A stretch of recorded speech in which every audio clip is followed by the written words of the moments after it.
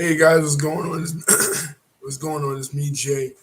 Yeah, just here to talk a little bit about some of the goings on within the Middle East, specifically the attack that occurred a couple of days ago, like a week or so ago, on Aqsa, the Al Aqsa compound, where the Al Aqsa Masjid is, as well as the Dome of the Rock, basically called by the Muslims of that region the Harem al Sharif, and called by the Israeli government the Beit Avrim, or the Temple Mount complex.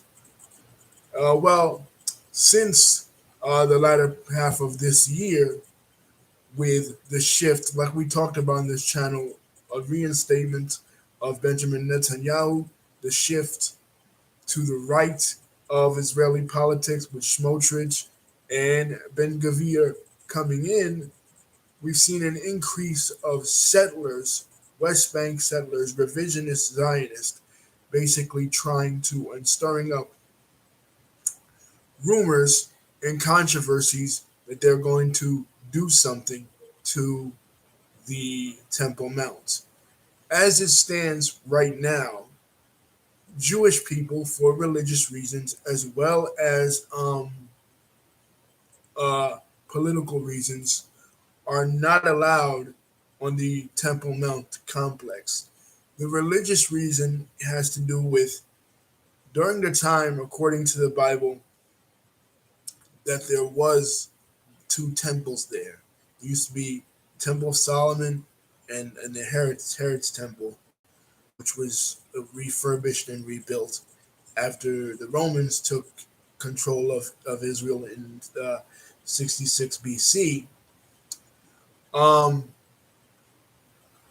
there was something called the Holy of Holies, that only the priests, the Levites, the chosen, the chosen within the chosen, the descendants of Moses and Aaron, were allowed to enter into once a year. And this was on the holiest day in the Jewish calendar, um, Yom Kippur, to atone for the sins of the entire nation of Israel.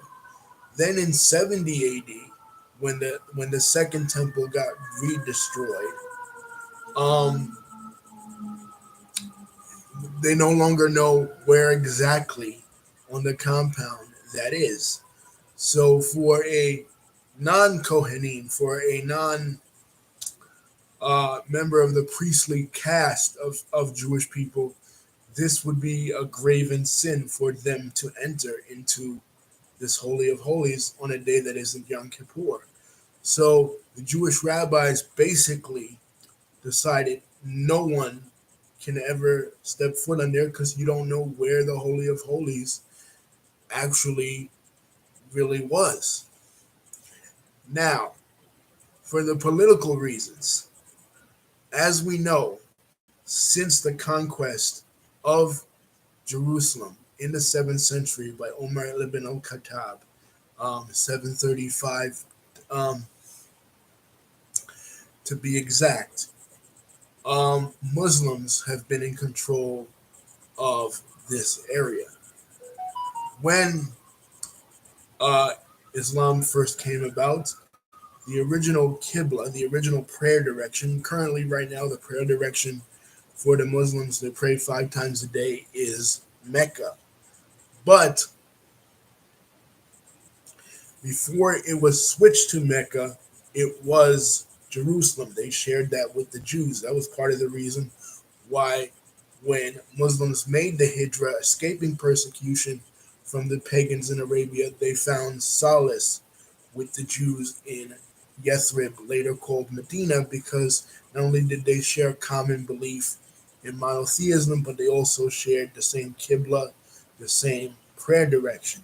Later, it was revealed by Allah that the prayer direction was changed to an earlier direction instead of the one worshipped by Moses, David, Aaron, Jesus. They went to an earlier prayer direction that was worshipped by Abraham and his son Ishmael, which was, and even earlier than that, Adam. So the prayer direction was changed back to Mecca, and that began the crusade of, or the jihad, if you will, of Muslims going back to Mecca and reconquering Mecca from the Arabs of the Jahiliyyah, the polytheist Arabs. So Jerusalem is the original Qibla of the Muslims, and it's important to them for this reason. Another reason why it is immensely important to them was because during the life of Muhammad, one of the biggest and most important episodes in the life of Muhammad was the Isra, uh, the Isra wa Miraj, the night journey in Arabic, in which he was taken up by the angel Gabriel, who was the one, according to Muslims, that was revealing the Quran to him. He was taken up by him and taken on a steed, uh, Al Barak. It kind of sounds like the Pegasus in ancient Greek mythology. Al Barak, or the Falcor from Never Ending Story. But he was taken up by this horse, this mystical creature, Al Barak, and ridden from Mecca to Jerusalem, in which, from that point on, from the foundation stone, which Jews and Christians believe that that's where the world started, that that's where God created the world, on this foundation stone, and Jews and Christians also believe that this is where Abraham sacrificed his son Isaac. We talked about child sacrifice back in the Easter video and how it relates to that. So uh, he's taken to this foundation stone, the other stone, the furthest mosque. That's what Al Aqsa means, the furthest mosque from Mecca and Medina. And from here, he ascends up into heaven, where he meets with Adam, where he meets with Jesus, where he meets with Moses, where he meets with all the prophets from previous generations, and that's when it's that's when it's determined during this Isra wa Miraj incident that Muslims will eventually pray 5 times a day. So it's very important, this mosque, to the Muslim faith, just like it is to the Christian and the Jewish faith. So fast forward to, there's a battle between the Byzantines, which is the ruling Christian principality of Jerusalem at that time, and the Muslims, called the Battle of Yarmouk. So the leader of the Muslims at this time is Umar ibn al-Khattab, and militarily it's the sword of Allah, Khalid ibn Walid. And after they conquered all the all the Byzantine territories, all the well, Roman and Byzantine are kind of used interchangeably. In the West, we call them the Byzantine Empire, because we like to acknowledge the continuation of the Roman Empire to be the Latin speaking the Latin speaking countries, west of the Danube. France, Britain, Germany, Spain. But in classical history and in the Islamic sources, the Byzantine Empire is called the Roman Empire, not the Byzantine Empire. And Byzantines themselves considered themselves a continuation of the Roman Empire. But anyway, they have this Battle of Yarmouk. They conquer several territories of the Eastern Roman Empire, such as Egypt. And you had other great generals besides Khalid ibn Walid. You had Umar ibn As, who conquered Egypt. So they say, where do Umar ibn al-Khattab says, where do we go to next? And he remembered that there was a hadith said by the Prophet Muhammad that when you go to the furthest mosque, you pray 2 rakahs. Rakahs are motions that Muslims do when they pray. Each and every time. I'm sure you've seen Muslims perform salat, and each and every time they get back up, and do those specific motions, that's considered 1 rakah. So, or burn burn a sacrifice, because this was what was done. This on Yom Kippur, on the holiest day of the Jewish calendar in the Jewish religion, which preceded the Islamic religion. There was not how did the holy priest, how did the Kohanim atone for the sins of the people? By burning a korban, by burning a sacrifice. So this was told, being as Islam considers itself a continuation of Judaism and Christianity, this was told in the Hadith that Omar should go and do this. So Umar goes to Jerusalem. There are prophecies in it that are read about him that are read by the Byzantine leader Sophronius. So he's already expecting him, but he's expecting him to be riding on this luxurious donkey. But when Umar comes into the city, Umar and his servant are trading off as they're going on this far journey. So they're about to go into the gates of the city, and it's time for them to trade off. It's time for Umar to walk and the servant to ride. But the servant says, "Wait a minute. If if if I go in riding and if I go in riding and you go in walking, they'll think I'm the caliph, and they'll think you're the servant." Omar says, "Don't worry about it." And as they're entering the city, Umar ibn al-Khattab is the one walking, and the servant is the one riding. So, without any hesitation, Sophronius, who is the head of the Byzantine church in Jerusalem at this time, recognizes the legitimacy, this is according to the Islamic sources, of Islam, and basically hands the keys of the city over to Umar. And it was during this time that Umar established what they call the Pact of Omar, the legal legislation set in stone that the Muslim community must respect the already established religious communities of this city, must respect Jews as well as Christians. And that's been the template used in the Islamic Empire ever since of the dhimmi status. The the and that the Christians and Jews must pay the jizya. So unlike other parts of the world where religious minorities were completely um, discriminated against, completely wiped out, we saw this in with even within the Byzantine Empire, even within other sects of Christianity. The Monophysites, who were exiled after the Council of Chalcedon in the fourth century, the Arians after the Nicene Council. Uh, they were later discriminated against. More of the Eastern churches were discriminated against by the Greek-speaking Byzantine churches. So, and not to mention Zoroastrians. Zoroastrians were considered a political and ideological enemy because of the battles between the Sassanid Persians and the Greeks at that time. So the idea of religious pluralism, the idea of respecting religious minorities originates from this Pact of Omar after he went into Jerusalem in 735. So then later on, you have the Rashidun caliphs, which are the four rightly guided caliphs right after Muhammad. They're Abu Bakr, Uthman, I mean, Abu Bakr, Umar, Uthman, and Ali.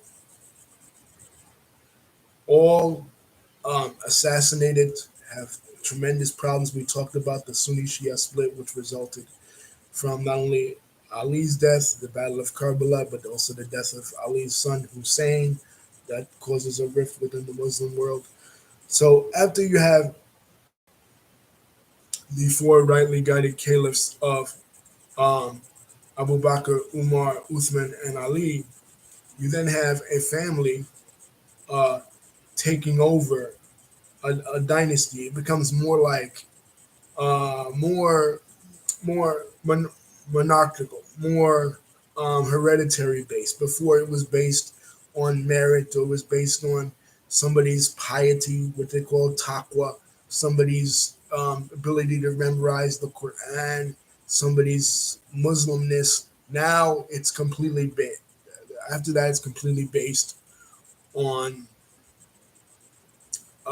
dynasty. You go into the dynasties, and this guy Muawiyah becomes the first. leader of what's to be called the Umayyad dynasty, the first Islamic dynasty. And his descendant, uh, Abdul Malik, builds the Dome of the Rock. And on the Dome of the Rock, he then, um, writes the verses to Suratul Maryam, the 19th surah of the Quran, which repudiates Christian belief in the Trinity. But and Muslims have held it ever since, with the exception of the Crusades. Of course, we talked about the Crusades before. 1096, Pope Urban II declares uh, holy war against the Muslims after the Battle of Manzikert in 1271. The Byzantine Empire is so weak and is now suffering um, tremendous losses, not from the Arabs, but from the Seljuk Turks, another group of Central Asians who converted to Islam and who are more militant, and um, more violent than even the Arabs. They're coming out of Central Asia, they're going west, and they attack Anatolia. And the the Byzantine Empire at that time needs the help of the West. Now, keep in mind, Catholicism and Orthodox Christianity already split uh, in the 11th century, with the Great Schism. But still, they're Christians and they want to help their Christian brethren. Plus, they wanted to redirect the violence and rage of Western knights again from being against each other to being against this Turkish infidel and the ones with whom the Turkish infidels work for, the Abbasid Empire, um, who have control of Jerusalem. So they take then when they invade the city in 1099, 30 years later. It takes them 30 years to get from France to to Jerusalem with a little bit of stops on the way, dealing with marauding Arabs or crazy Turks, and they finally take Al-Aqsa and they convert it into a church. They mistake it to be Solomon's temple. Apparently, they weren't really up on their Bible. They had forgotten that when Nebuchadnezzar invaded the city in 597, uh, 597,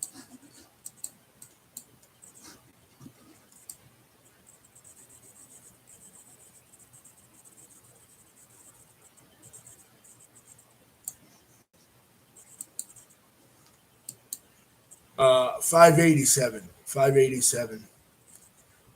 When Nebuchadnezzar had invaded the city in 587, he actually destroyed Solomon's temple. And Solomon's temple, when they came in 1099, didn't exist anymore. You know what I mean? But they called it Solomon's temple, and they called the guardians of this temple the Knights Templar. And they were basically the Jedi Knights of Jerusalem up until this time, up until the early 1300s, when the Crusaders were finally driven out of all of Israel. They lost Jerusalem in 1187 at the hands of Saladin. The Abbasid Empire, the Abbasid Caliph in Baghdad finally got it together, and he got this Kurdish mercenary, Salahuddin ibn Ayyub, and Salahuddin ibn Ayyub destroyed the Crusaders. King Richard the Lionheart from England tried to come on crusade, he even abandoned his kingdom, which would result in the Magna Carta to fight the Third Crusade. It didn't work, and um, the Muslims had control of it until then. After 1187, and then again until then, until 1967, when finally the Israelis in the Six-Day War defeated uh, the Jordanians, and they have had control of it ever since. And the modern um, Israeli conflict, but there's been this agreement between them that Jews can't go there. Now in 2000, Uh, in 2000, what they call the second in year 2000, what they call the second Intifada happened. Now, the first Intifada we know is in 1987, was an uprising. It lasted for several years, didn't end really until Oslo in 93. Uh, then Yitzhak Rabin gets assassinated, and then there's a stalemate. There's a treaty with Jordan in Jordan, Israel, 1994. There are several attempts by Bill Clinton to create peace between the newly recognized PLO and the Israeli government. That doesn't, nothing really becomes of that. And then in 2000, Ariel Sharon, who was the famous hero slash villain of the Sovereign Shatila Lebanese Wars of 82, he becomes prime minister, and he actually violates this. He steps on Temple Mount, and this angers the Palestinians. And another wave, another intifada from 2000 until 2008 goes off. And this was the one I remember most vividly because this was the one I was alive for. This was the one in in 2000 when they blew up the Sabaros, the pizza store. This was the 2000 or 2001, the Sabaros, the pizza store, pizza restaurant. Um, this was the one where they were blowing up buses. This was the one where my girlfriend at the time, uh, slash will become my wife, Vicky's mother, Vicky, who watches my channel, knows this. When her mom went to Israel, her mom's Israeli. Her mom went to Israel, Sabra, native born Israeli. Uh, her like Gal Gadot and like Natalie Portman. Her mom went to Israel, and I was scared for her. You know what I mean? Because this was when we were hearing about buses being blown up and everything. And by the time 2008 came around, it was pretty much solved, and it's been a stalemate ever since. But with Ben Gavir going on the Temple Mount a couple of weeks ago, in anticipation of Passover, and him stoking the flames of the Palestinians. Again, this could ignite a third intifada because there are talks now among revisionist Zionists and among evangelicals that support the revisionist Zionists, the right wing Zionists, that they want a third temple. The first temple destroyed in 587 by Nebuchadnezzar. The Jews were exiled for 7 years. They come back in the days of Ezra and Nehemiah. They rebuild the temple. The temple is restored in the Battle of Hanukkah and then rebuilt and refurbished again during Herod's time when the Romans take over. Destroyed again in 70 AD, never to rebuild again. The Muslims come in later. They rebuild something because the Christians had it. The pagan Romans, when they had it, they built it they had it as a temple for Jupiter, which is their high god, the Latin interpretation of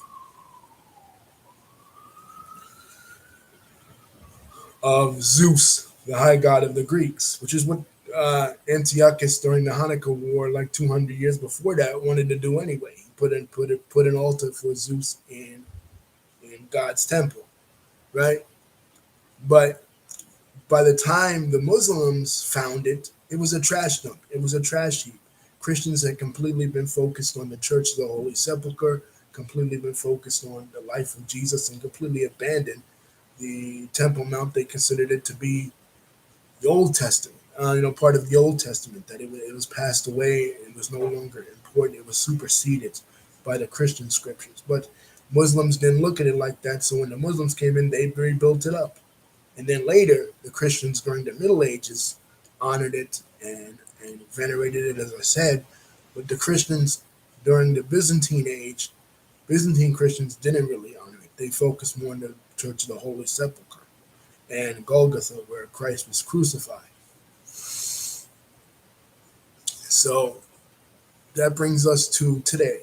Ben Gavir has went on the Temple Mount, and these extremists, they're not only causing trouble within the Israeli government itself, but they're causing trouble within with Palestinians. This has caused a wave of violence not seen since the late 2000s among Israelis and Palestinians. It's caused Hamas, which is in charge in Gaza and in the southern part of Israel on the Egyptian border, to be attacking them, and it's caused attacks with them and Hezbollah up in Golan slash Trump Heights uh, with them, and also caused attacks in Tel Aviv. Um,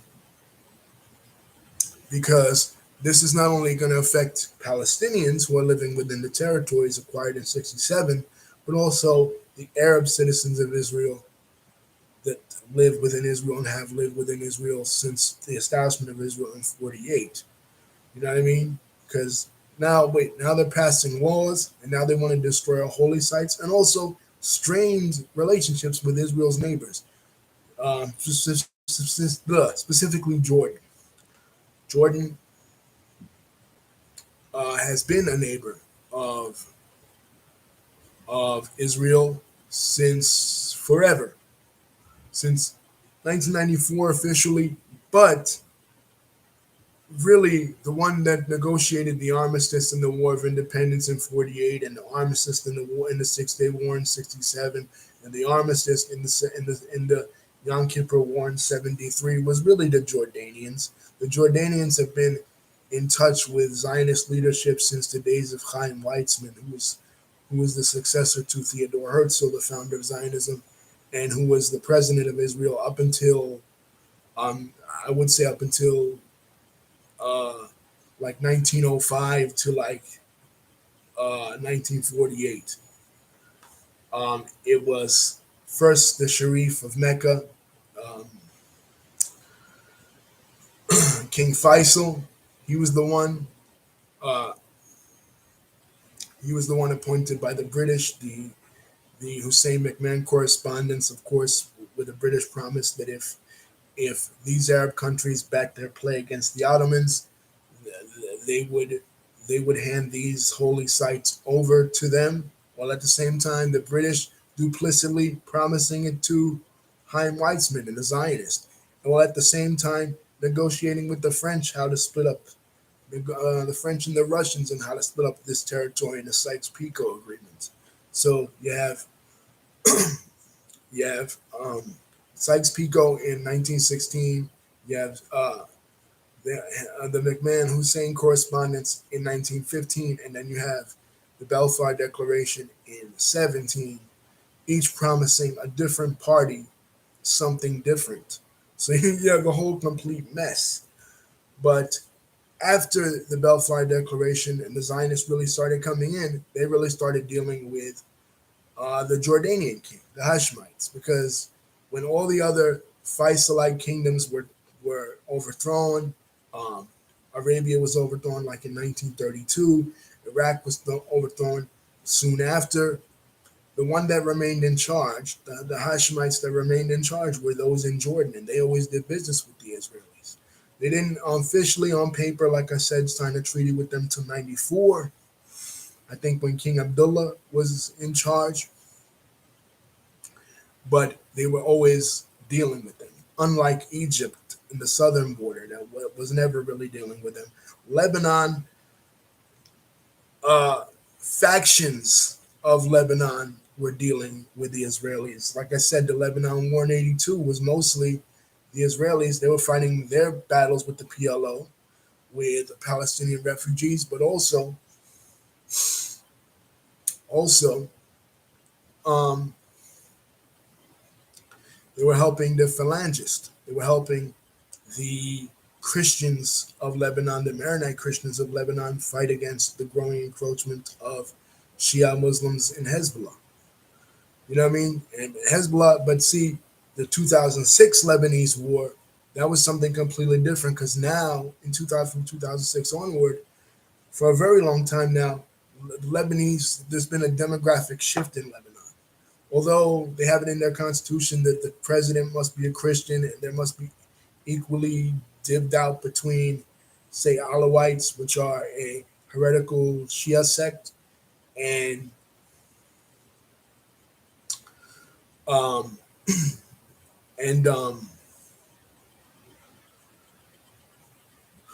And mainstream Shias and Sunnis and Maronites and Orthodox Christians and Melkites, which are Syrian Catholics.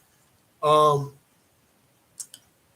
Still, there's more Muslims now than Christians. Part of the reason is low birth rate. Part of the reasons why is Christian Lebanese love to come to the United States. They love to come to Canada. They love to go to Latin America, where it's predominantly Catholic. Is because Maronites are in communion with the Roman Catholic Church, even though they don't consider themselves Roman. They're not part of the Roman Rite. They're part of the Eastern Catholic Church. It gets really complicated when you go into like Eastern Catholic, Western Catholic, what is Roman Catholic? Yeah, they recognize the Pope, but they don't perform their liturgies in Latin. You know, you know what I mean. But uh, just the same way, like in Ukraine, you got a Ukrainian church that is the Ukrainian Greek Catholic Church. They recognize the Pope, but their liturgies are performed in Greek, and they speak Ukrainian, which is a Slavic language. It gets really confusing when it comes to these divvying up of these apostolic churches, and which is why the Church of the Holy Sepulchre is so crowded.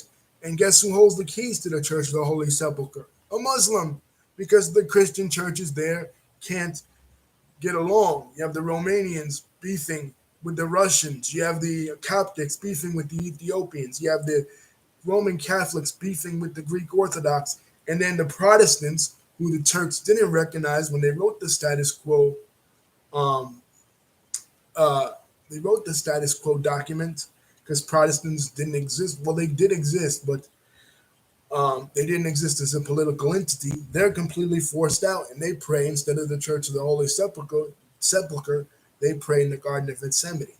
So even even among Christians, it's a lot of disorganization, and among Jews, a lot of disorganization for years until like 1929 in the Great Western Wall riot. Ashkenazi Jews, Jews from Eastern Europe, were not on board really with with they were pro-Zionist. They were all the Zionists because the Zionist movement had started in Eastern Europe, and the Sephardis weren't. But anyway, that's what's going on, guys. Peace. Don't forget to like, comment, and subscribe.